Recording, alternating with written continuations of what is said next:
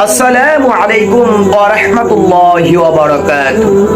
সুপ্রিয় দিনদার ভাই ও বোনেরা, কোন বান্দা যদি দৈনন্দিন 5 ওয়াক্ত ফরজ নামাজের পর প্রতিনিয়তই 11 বার করে এই আমলটি করতে পারে, আল্লাহ পাক তাকে জাহান্নামের হাত থেকে হেফাজত করবেন। আল্লাহু আকবার।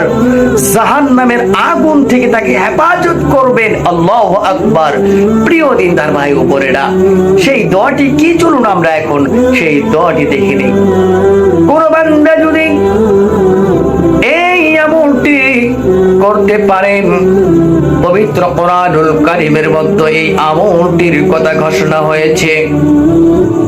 কোন বান্দা যদি ফরজ নামাজের পর 11 বার করে দৈনিক এই আয়াতটি পাঠ করতে পারেন, যে কোনো জিকির আজকার করেছেন, যে কোনো দোয়া কালাম পড়েছেন, তারপরে যদি 11 বার এই আমলটি করতে পারেন, শুধু তাই নয়, যে কোনো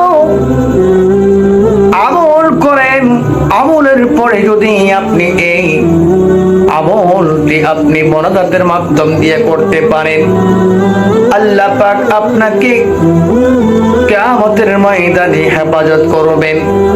আল্লাহ পাক আপনাকে সেই কঠিন জাহান্নামের আগুন থেকে হেফাজত করবেন।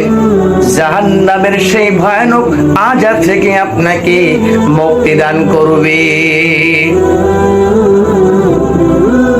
যে কোনো ফরজ নামাজের পরে আমরা 11 বার করে এই আমলটি আমরা করব। ছোট্ট একটি আয়াত।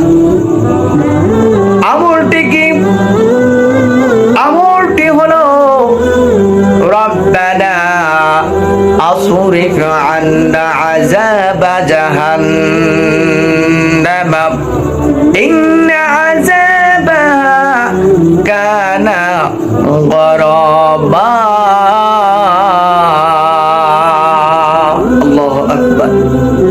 এই আয়াতটি আমরা যে কোনো নামাজের পর, যে কোনো আমল করার পর আমরা যদি মোনাজাতের মাধ্যম দিয়া আমরা আল্লাহর দরবারে যদি ক্ষমা প্রার্থনা চাই, আল্লাহ রাব্বুল আলামিনের কাছে জাহান্নামের আযাব থেকে হেফাজত করার জন্য আমরা যদি দোয়া করি, আল্লাহ পাক আপনাকে সেই কঠিন দিনে জাহান্নামের আগুন থেকে হেফাজত করবেন। আল্লাহু আকবার।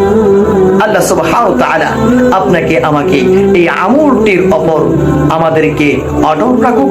আল্লাহ সুবহানাহু ওয়া তাআলা আপনাকে আমাকে এই আমলটি করার তৌফিক দান করুক। সকলে বলি আল্লাহুম্মা আমিন। আসসালামু আলাইকুম ওয়া রাহমাতুল্লাহি ওয়া বারাকাতুহু।